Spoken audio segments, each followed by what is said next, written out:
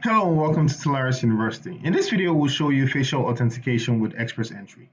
Now we assume in this video that you have XPressEntry installed, which you see in the middle of my screen here, and that you have your handheld installed and connected, which you see on the far right of my screen.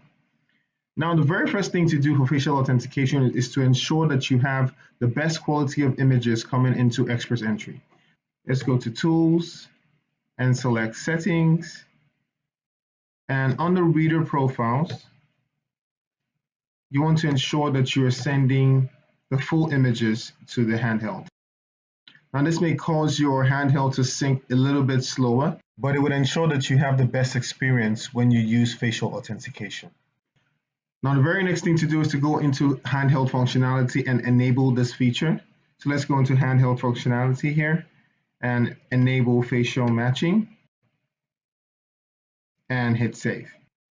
On your handheld, you should see the facial authentication icon pop up on the handheld screen. Now, facial authentication requires a license.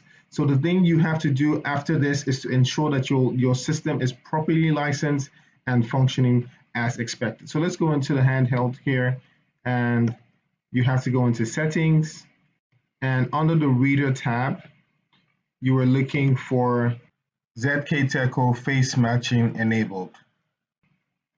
Now you should see your handheld pulling all the images once you enable this feature. And if you see on your handheld, you're expecting to see that your device is authorized, and you see your face DB count and your XPE DB count. Now to use facial authentication, you can either pull images from your existing XPressEntry database, or the images that come in from your access control database can be used. We can use any existing images to create facial templates, or you can just create images on the fly on our device and use it for facial authentication. Now to demonstrate this, I'm going to enroll myself on the fly and then attempt to authenticate myself with my face. So let's go into the enroll mode of our handheld. Let's just switch mode and select enroll mode. So I'm just going to enroll myself.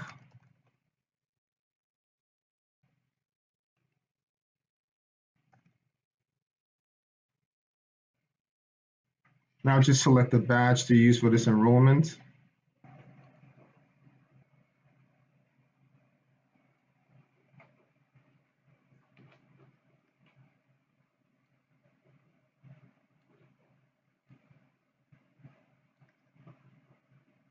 And I'll just hit save. And let us enroll myself. Now let's go back into the entry exit mode. Now I'm in entry mode. I'll just try to authenticate myself. There you go.